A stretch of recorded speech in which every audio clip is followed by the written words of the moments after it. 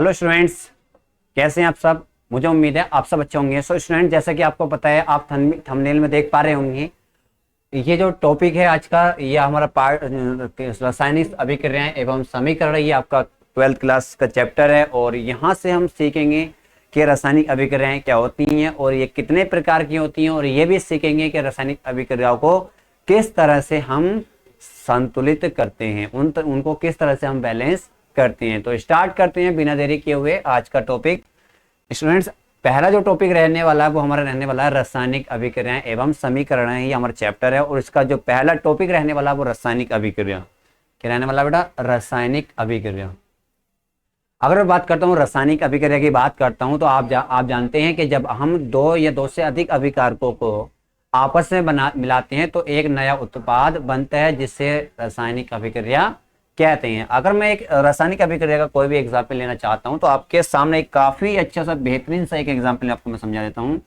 अगर मैं एक एग्जाम्पल की बात करूं बेटा, तो यहाँ पे स्टूडेंट्स, अगर मैं एक एग्जाम्पल की बात करूं स्टूडेंट, तो देखो, अगर मैं बात करूं यहाँ से एक Mg क्या है मेरा, यहाँ पे मैग्नीशियम है, प्लस यहाँ पर वो क्या है, ऑक्सीजन गैस है। यहाँ पर मैं बात करूं तो ये मेरे क्या होते हैं, अभिकारक होते हैं। क्या होते हैं बेटा स्टूडेंट्स? क्या होते हैं? अभिकारक होते हैं। और यहाँ से क्या बनता है आपका, मैग्नीशियम ऑक्साइड बनता है। क्या बनता है? मैग्नीशियम ऑक्साइड बनता है, जिसको अगर हम क्या कहते हैं, उत्पाद कहते हैं। क्या कहते हैं स्टूडेंट्स? उत्पाद। ये क्या होते हैं? आपके अभिकारक होते हैं। ये क्या होते हैं स्टूडेंट्स? आपके अभिकारक। क्या होते हैं? अभिकारक।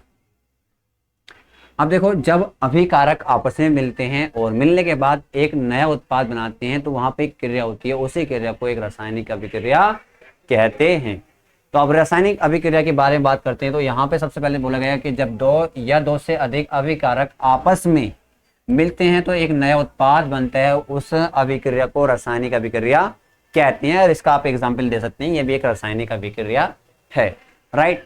अब कब बात करते हैं स्टूडेंट्स, हम बात करते हैं रासायनिक अभिक्रियाओं के प्रकार। अब रासायनिक अभिक्रियाओं के प्रकार की बात करते हैं तो पहला जो हमारा बात होती है, ये भी हमारी जो रासायनिक अभिक्रियाएं होती है ये काफी प्रकार की होती हैं। क्या रासायनिक अभिक्रियाएं निम्न प्रकार की होती है। नंबर एक बात करते हैं हम संयोजन या योगात्मक अभिक्रिया। दोनों बात एक ही होती है, संयोजन और योगात्मक अभिक्रिया की बात करते हैं। तो यहाँ पे क्या होता है, इसमें भी अगर इसका एग्जाम्पल लेना चाहते हो तो संयोजन और योगात्मक अभिक्रिया का भी एग्जाम्पल ये हो सकता है कि जब दो या दो से अधिक अभिकारक आपस में मिलते हैं तो एक नया उत्पाद बनता है, तो उस अभिक्रिया को संयोजन या योगात्मक अभिक्रिया कहते हैं। तो देखो, बात की हमने संयोजन अभिक्रिया की। देखो यहाँ पे क्या होता है, अगर आप बात कर रहे थे, अगर मैं यहाँ पे एक एग्जांपल लेने की कोशिश करूँ तो यहाँ पे समझने की कोशिश करेंगे आप कि भैया यहाँ पे मेरा एक अभिकारक A है और दूसरा अभिकारक क्या है, B है। इससे क्या बनना है, एक नया उत्पाद बननी है, तो इसी को क्या कहते हैं हम, रसायन। क्या कहते हैं? इस अभिक्रिया को संयोजन अभिक्रिया भी कहते हैं या योगात्मक अभिक्रिया भी कहते हैं। देखो ये क्या होते हैं, आपके अभिकारक हैं। ये क्या है? आपके अभिकारक है बेटा। क्या है ये? अभिकारक। ठीक है, ये क्या हो गया बेटा, आपके अभिकारक हो गए। और इनसे क्या बना, एक नया उत्पाद बना। क्या बना? नया उत्पाद बन गया। ठीक है, अब उत्पाद बना है तो इसका एक एग्जांपल, अगर मैं आपको अभी मैंने पीछे बताया था, इसका एग्जांपल बहुत बेहतरीन सा है। अगर आप मैग्नीशियम को ऑक्सीजन के साथ क्या करते हो, ऑक्सीजन के साथ इसकी रिएक्शन कराते हो, इसका दहन कराते हो, तो यहाँ पर आपका मैग्नीशियम ऑक्साइड बनता है। क्या बनता है बेटा? मैग्नीशियम ऑक्साइड बनता है। ये क्या है? आपके अभिकारक हैं और ये क्या है? उत्पाद है। ये दोनों क्या है? अभिकारक, और यहाँ पे क्या है? उत्पाद है। अब देखो, अगर मैं बात करता हूँ तो यहाँ से क्या होता है, देखो ये जो बना है आपका, ये क्या है? आपका उत्पाद है बेटा। अब देखो, जब आपकी रासायनिक अभिक्रिया होती है तो वहाँ पे निम्न परिवर्तन भी होते हैं। ठीक है ना। अब देखो, जैसा उसके रंग में चेंजिंग होता है, उसका रंग में परिवर्तन होता है, उसकी अवस्था में परिवर्तन होता है, तो अब बहुत ज़्यादा चीज़ें होती हैं। ठीक है, उसमें से ऊष्मा भी निकलती है, कहीं पे ऊष्मा ली आती है, तो अलग अलग टाइप होती हैं। तो लेकिन अगर बेसिकली हम बात करते हैं, सबसे पहले बात की थी हमने संयोजन या इसको बोला योगात्मक अभिक्रिया। तो एग्जाम में क्वेश्चन आ सकता है कि संयोजन और योगात्मक अभिक्रिया से आप क्या समझते हैं। अगर ऐसा क्वेश्चन आ जाए तो आप खुद लिखना कि जब दो या दो से अधिक अभिकारक आपस में मिलते हैं तो एक नया उत्पाद बनता है, तो उस अभिक्रिया को संयोजन या योगात्मक अभिक्रिया कहते हैं। आप इसका एग्जाम्पल ये भी लिख सकते हैं, राइट। अब स्टूडेंट्स, अब बात आती है आपका नया टॉपिक बात चलती है। यहाँ पे जो नया टॉपिक आता है इसको भी आप समझेंगे। हम बात करते हैं विस्थापन अभिक्रिया की। किसकी बात करते हैं? विस्थापन अभिक्रिया की बात। तो विस्थापन अभिक्रिया में क्या होता है, देखो जब क्या होता है अधिक अभिक्रियाशील जो पदार्थ होते हैं वो कम अभिक्रियाशील पदार्थ को क्या कहते हैं, उनके स्थान से अलग कर देते हैं। अगर ऐसे समझो कि आपसे कोई ज्यादा क्या है पावरफुल इंसान है, वो अगर आप कमजोर हैं तो वो क्या करेगा, आप कहीं पे मान लो एक एग्जाम्पल लेते हैं, आपके स्कूल में, आप अपने ही स्कूल में हैं, आपके स्कूल में जो पावरफुल बच्चा होगा, ठीक है, जिसके अंदर ज्यादा ताकत होगी, और जो कम बच्चा होगा तो ताकतवर बच्चा जो क्या काम करेगा, कम ताकतवर वालों को दबाने की कोशिश करेगा, कहेगा हाँ यहाँ से उठ वहां पे जाके बैठ, तो उसे मजबूरी में वहां से जाकर बैठना पड़ेगा। तो इसमें भी ऐसे होता है विस्थापन अभिक्रिया में कि जो आपका जो यहाँ पे अगर इसका एग्जाम्पल दें तो देखो इसका एग्जाम्पल बहुत ही प्यारा सा एग्जाम्पल है बेटा। इसका पहला एग्जाम्पल आप समझो, उसी के हिसाब से समझेंगे। देखो जेड, यहाँ पे जेड एन क्या होता है आपका, जिंक होता है बेटा, और यहाँ पे ये क्या होता है आपका CuSO4 कॉपर सल्फेट होता है, राइट। तो स्टूडेंट्स यहाँ से जब कॉपर सल्फेट जो होता है, अगर ये जो एरो है ये इस चीज को रिप्रेजेंट करता है, ये एरो जो चीज को रिप्रेजेंट करता है, रासायनिक अभिक्रिया हो रही है उस चीज को ये रिप्रेजेंट करता है, राइट स्टूडेंट। तो यहाँ से आपका बनते हैं ZnSO4 बनते हैं प्लस Cu हट जाते हैं। अब देखो यहाँ पे अगर बात करें तो हमारा जो जिंक होता है वो अधिक अभिक्रियाशील होता है, क्या होता है, अधिक अभिक्रियाशील होते हैं, क्या होते हैं, अधिक अभिक्रियाशील होता है, अभिक्रियाशील क्या होता है बेटा, अधिक अभिक्रियाशील, अधिक अभिक्रियाशील। जबकि आपका कॉपर क्या होता है, इसका ये क्या होता है, कम अभिक्रियाशील होता है, क्या होता है, कम अभिक्रियाशील होता है। तो इसमें बोला गया कि जब अधिक अभिक्रियाशील पदार्थ उनके जलीय विलयन में कम अभिक्रियाशील पदार्थ को उसके स्थान से अलग कर देते हैं तो ये क्या होता है, तो उस अभिक्रिया को विस्थापन अभिक्रिया कहते हैं। देखो ये अधिक अभिक्रियाशील, अगर इसको समझने की कोशिश करेंगे तो यहाँ से अधिक अभिक्रियाशील है, यहाँ पे आके ये जुड़ गया है, तो देखो यहाँ पे जो Cu का स्थान था वो Zn का स्थान हो चुका, अब यहाँ पे जिंक सल्फेट बन गया, लेकिन Cu का जो स्थान था वो किसका बन गया, Zn का बन गया। तो यहाँ पे अधिक देखो यही बात बोली है कि विस्थापन अभिक्रिया में जब अधिक अभिक्रियाशील तत्व कम अभिक्रियाशील को उसके स्थान से अलग कर देता है तो उस अभिक्रिया को विस्थापन अभिक्रिया कहते हैं। स्टूडेंट्स समझ में बात आ गई कि जब अधिक अभिक्रियाशील पदार्थ कम अभिक्रियाशील पदार्थ को उसके जलीय विलयन से में अलग कर देता है तो उस अभिक्रिया को विस्थापन अभिक्रिया कहते हैं। तो इसका एक एग्जाम्पल हो सकता है, ये इसका एक एग्जाम्पल है, अगर एग्जाम में क्वेश्चन आ जाए तो ये अभिक्रिया कौन सी होती है, 4 टाइप होते हैं, संयोजन, विस्थापन, द्विविस्थापन या कोई इनमें से कोई नहीं। तो बोलना सर ये अभिक्रिया हमारी विस्थापन अभिक्रिया होती है, राइट। कौन सी होती है बेटा, स्टूडेंट कौन सी होती है, विस्थापन अभिक्रिया होती है, राइट। अब हम बात करते हैं नेक्स्ट इक्वेशन की, तो मुझे उम्मीद है ये भी आप समझ गए होंगे। अब बात करते हैं बेटा वियोजन अपघटन की अभिक्रिया की बात करते हैं। तो देखो इसमें क्या होता है, बेसिकली इसको आपको समझना होगा कि जब आपका कोई एक नया अभिकारक क्या होते हैं टूटकर 2 या 2 से अधिक नए उत्पाद बनाता है तो उस अभिक्रिया को हम वियोजन या विस्थापन अभिक्रिया विस्थापन वियोजन अभिक्रिया कहते हैं या अपघटन अभिक्रिया कहते हैं। अगर इसका एक एग्जाम्पल समझने की कोशिश करेंगे तो इसका बहुत ही प्यारा सा एक एग्जाम्पल है। देखो यहाँ पे अगर हम बात करें तो बेटा इसका एग्जाम्पल अगर हम लेना चाहें तो मेरे पास ये कोई एक अभिकारक है, टूट कर इसने क्या बनाया बेटा, स्टूडेंट इसने बनाया इसने B+C बनाया, क्या बनाया, B+C उत्पाद बनाए, क्या बनाए, B और C उत्पाद बनाए, ठीक है। और ये क्या आपका अभिकारक है, क्या स्टूडेंट से आपका अभिकारक, अभिकारक। देखो अब यहां पे इन्होंने बोला कि जब एक अभिकारक क्या करते हैं वो 2 या 2 से अधिक नए उत्पादों में टूट जाता है तो उस अभिक्रिया को अपघटन या वियोजन अभिक्रिया कहते हैं, राइट। तो बेटा यहाँ पे इसका एक स्टूडेंट्स अगर इसका एग्जाम्पल दूसरा एग्जाम्पल देने की कोशिश करोगे तो यहाँ पे आप दे सकते हैं CaCO3 जब आपका कैल्शियम कार्बोनेट की रिएक्शन कराई जाती है तो ये आपका जब इसको हम हीट करते हैं तो बेटा ये क्या हो जाता है, calcium oxide plus calcium carbon dioxide gas में टूट जाता है। देखो CaA है आपके पास, CaA होगा, ऑक्सीजन 3 आपके पास, 3 ऑक्सीजन, कार्बन 1 है। तो क्या होता है इस अभिक्रिया में जब आपको कैल्शियम कार्बोनेट को हीट किया जाता है तो वो आपका carbon dioxide gas plus carbon calcium oxide बनाता है, राइट। तो ये जो एग्जाम्पल है वो आपका अपघटन या वियोजन अभिक्रिया का एग्जाम्पल है। अगर एग्जाम में क्वेश्चन आ जाए कि वियोजन अभिक्रिया से आप क्या समझते हैं, उदाहरण देकर समझाइए तो आप बोल सकते हैं, जो मैंने भी डेफिनेशन लिखवाई है आप इसको लिख सकते हैं कि अभिक्रिया जो जब एक अभिकारक दो या दो से अधिक नए उत्पाद बनाते हैं तो उस अभिक्रिया को वियोजन या अपघटन अभिक्रिया कहते हैं, राइट। तो स्टूडेंट्स ये भी आपके समझ में आ गया होगा। आप इसका एग्जाम्पल को नोट करना चाहते हैं तो एग्जाम्पल पे आप इसका नोट कर सकते हैं। अब चलते हैं हम नेक्स्ट टॉपिक की ओर। देखो अब बात आती है द्वितीय विस्थापन अभिक्रिया से आप क्या समझते हैं। यहाँ से एग्जाम में भी काफी अच्छा क्वेश्चन आता है, तो इसलिए हम टाइम वेस्ट नहीं कर रहे हैं, अपना टाइम को बचाने के साथ साथ काफी जल्दी जल्दी हम टॉपिक को कवर कर रहे हैं, जिससे कम समय में ज्यादा टॉपिक भी आप पढ़ लें और अच्छे से आपके समझ में भी आ जाए, ठीक है, राइट। स्टूडेंट्स बात करते हैं द्वितीय विस्थापन। यहाँ पे क्या होता है, ये द्वितीय विस्थापन अभिक्रिया होती है। इस अभिक्रिया में क्या होता है, बेसिकली हम बोल सकते हैं कि जब किसी रासायनिक अभिक्रिया में आयनों का आदान प्रदान होता है तो उस अभिक्रिया को हम द्वितीय विस्थापन अभिक्रिया कहते हैं। समझ में बात आ गई। जब किसी रासायनिक अभिक्रिया में आयनों का आदान प्रदान होता है तो उस अभिक्रिया को द्वितीय विस्थापन अभिक्रिया कहते हैं। अब देखो इसका अगर हम एग्जाम्पल समझे तो देखो कैसे इसका एग्जाम्पल होगा, तो इसका एग्जाम्पल समझेंगे तभी आपके ये समझ में आएगा। देखो अगर मैं इसकी बात करूं VeCl2 की बात करूं और यहां पे मैं VaSO4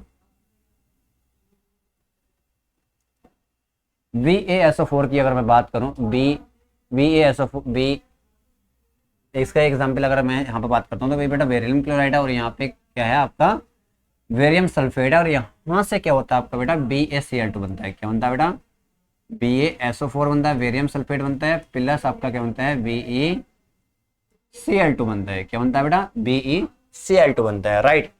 BeCl2 कैसा बन जाएगा बेटा, Ba यहाँ से उल्टा हो गया बेटा, एक मिनट के लिए वही सेम नोट हो गया। तो यहाँ पे BeSO ऐसा होता है बेटा, एक मिनट इसको अगर मैं आपको समझाने की कोशिश करूँगा तो यहाँ पे एग्जाम्पल से इसको आप समझेंगे। तो सर इसका जो एग्जाम्पल होता है काफ़ी बेहतरीन सा एग्जाम्पल है। तो अगर आप यहाँ पे बात करने की कोशिश करो, जैसे आपके पास बेटा यहाँ पर बेटा इस तरह से BeSO4 plus VeCl2 BaSO4 plus VeCl2 के साथ अगर हम रिएक्शन कराते हैं तो बेटा यहां से क्या होता है, आयनों का लेने देने का काम चलता है। देखो आप कैसे समझेंगे, अब जो आपका Va होता है बेटा वो +2 आयन चार्ज में टूट जाता है और आपका SO4 जो होता है वो -2 आयन चार्ज में टूट जाता है। और यहाँ पे बात करें तो यहाँ पे भी आपका Ba क्या होता है बेटा, Be भी आपका +2 चार्ज में टूट जाता है और Cl2 भी आपका यहाँ पे 2 है तो यहाँ पे 2 माइनस में हम बोल सकते हैं इसको, 2 माइनस में ये टूट जाता है।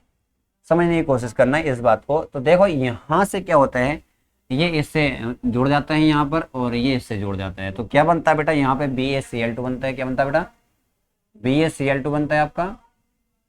और बेटा प्लस स्टूडेंट्स आपका क्या बनता है, BeSO4। क्या बनता है बेटा स्टूडेंट्स, क्या बनता है BeSO4, राइट स्टूडेंट्स। अब देखो यहाँ पे क्या हो रही है, इस रिएक्शन में क्या हो रहा है, बेसिकली यहाँ पे आयनों का लेने देने का काम चल रहा है। किस चीज का काम चल रहा है, आयन आ रहे हैं और आयन जा रहे हैं। तो एक ऐसी रासायनिक अभिक्रिया जिसमें आयनों का आदान प्रदान होता है तो उस अभिक्रिया को द्वितीय विस्थापन अभिक्रिया कहते हैं। इसका एक एग्जाम्पल आप यहाँ पे लिख सकते हैं, ये इसका बहुत ही अच्छा सा एग्जाम्पल है और यहाँ से ये एक आपको मतलब रासायनिक समीकरण में संतुलित करने के लिए भी आ जाती है। अब मैं आपको एक और एग्जाम्पल बताने की कोशिश करता है, ठीक है। अभी आगे चलते हैं बेटा, यहाँ पे एक टॉपिक और रह गया बेटा, अगर आपकी हाँ वो वाला मैंने टॉपिक बता दिया है। अब बात करते हैं बेटा उपचयन और अपचयन अभिक्रिया। क्या आपको ये दिख रही है अच्छे से, बात करते हैं स्टूडेंट्स यहाँ पे उपचयन और अपचयन अभिक्रिया। तो स्टूडेंट्स दो आपकी उपचयन अभिक्रिया क्या होती है और अपचयन अभिक्रिया क्या होती है ये आप खुद बताएंगे मुझे, क्योंकि देखो यहाँ पे अगर मैं उपचयन की बात करता हूँ स्टूडेंट्स, अगर मैं उपचयन अभिक्रिया की बात करता हूँ तो देखो यहाँ पे क्या होता है, सबसे पहले बेसिकली इसको समझना बहुत जरूरी है। इन दोनों में सिर्फ एक फर्क है, उस फर्क को आप समझेंगे सिर्फ आसान सी भाषा में, ठीक है। अब बात करते हैं, अगर यहाँ पे बात करें बेटा स्टूडेंट्स, हम क्या बात करें, अपचयन अभिक्रिया की बात करें। किसकी बात करें, अपचयन अभिक्रिया।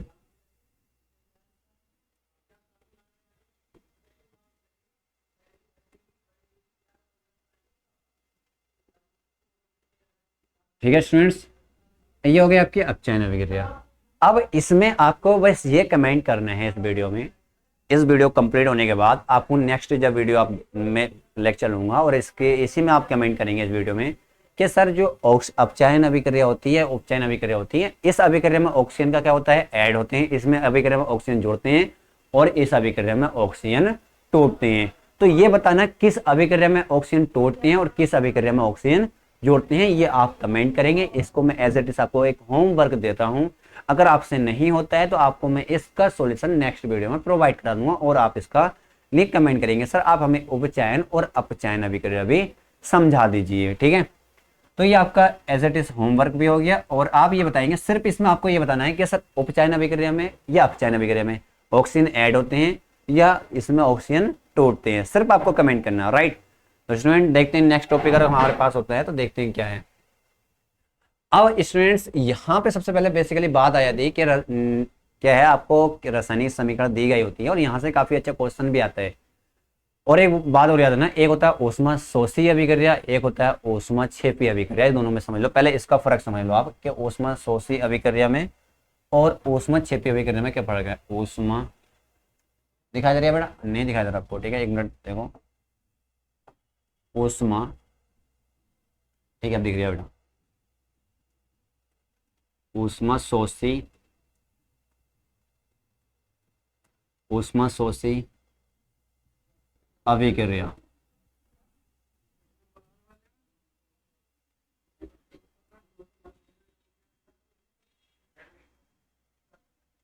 देखो शोषी माने समझ रहे हैं आप, शोषी माने ऊष्मा ली जा रही है। ये एक ऐसे रासायनिक अभिक्रिया जिसमें ऊष्मा की आवश्यकता होती है, उस अभिक्रिया को ऊष्मा शोषी अभिक्रिया कहते हैं। ठीक है, मान लो मेरे पास यहाँ पर अगर मैं इसका एग्जाम्पल देना चाहता हूँ तो समझो क्या है स्टूडेंट्स, मेरे पास ए और प्लस बी क्या है, कोई अभिकारक है, प्लस यहाँ से मुझे क्या है ऊष्मा की जरूरत पड़ रही, किसकी, ऊष्मा की,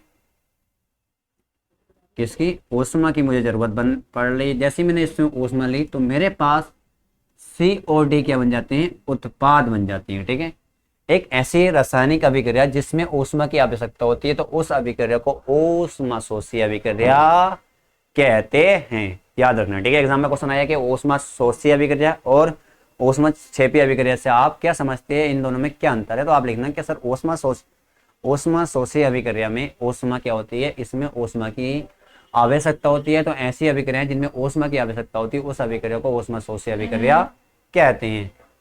तो इसके लिए एक एग्जाम्पल काफी अच्छा सा एग्जाम्पल हो सकता है और इसको आप याद रखना, काफी बेहतरीन सा अच्छा सा एग्जाम्पल है इसको। ठीक है, इसका काफी अच्छा सा एग्जाम्पल है, इसको भी याद रखना।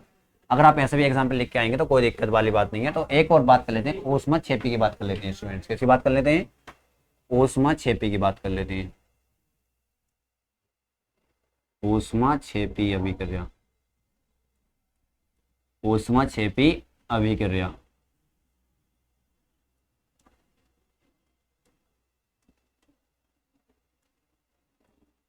अब ये बताओ ऊष्मा क्षेपी अभिक्रिया क्या होती है। अगर सर हम बात करें इसका एक एग्जांपल लें, मेरे पास ए और बी क्या है, कोई उत्पाद अभिकारक है, इनसे क्या है C और प्लस D क्या बनने हैं, उत्पाद बनने हैं। और क्या हो रही है, ऊष्मा निकल रही है, क्या हो रही है, ऊष्मा निकल रही है। ऊष्मा क्या हो रही है बेटा स्टूडेंट्स, क्या हो रही है, ऊष्मा निकल रही है। तो ऐसी रासायनिक अभिक्रियाएं जिसमें से ऊष्मा निकलती है उस अभिक्रिया को ऊष्मा क्षेपी अभिक्रिया कहते हैं। इसका काफी बेहतरीन सही वाला इसका एग्जाम्पल हो सकता है, इस आपको इस एग्जाम्पल को भी आप लिख सकते हैं। तो सर इसमें क्या होता है, ऊष्मा निकलती है। ऐसे रासायनिक अभिक्रियाएं जिसमें से ऊष्मा निकलती है उस अभिक्रिया को ऊष्मा क्षेपी अभिक्रिया कहते हैं। तो फ्रेंड्स मुझे उम्मीद है आज जितना भी मैंने आपको समझाया है और आप समझ भी गए होंगे और काफ़ी अच्छा टॉपिक, आज काफ़ी अच्छा आपको ये लेक्चर लगा होगा। अगर ये आपको लेक्चर अच्छा लगा है तो आप हमारे चैनल को सब्सक्राइब भी करना, अपने फ्रेंड्स को ज़्यादा से ज़्यादा शेयर भी करना और वीडियो को लाइक भी करना। स्टूडेंट्स अगर आपको कोई भी डाउट आता है आपका तो ठीक है आप कमेंट करना, जिससे आपको उसका सॉल्यूशन नेक्स्ट वीडियो में प्रोवाइड करा दिया जाएगा। ऐसे ही बने रहे हमारे यूट्यूब चैनल से। Thank you so much.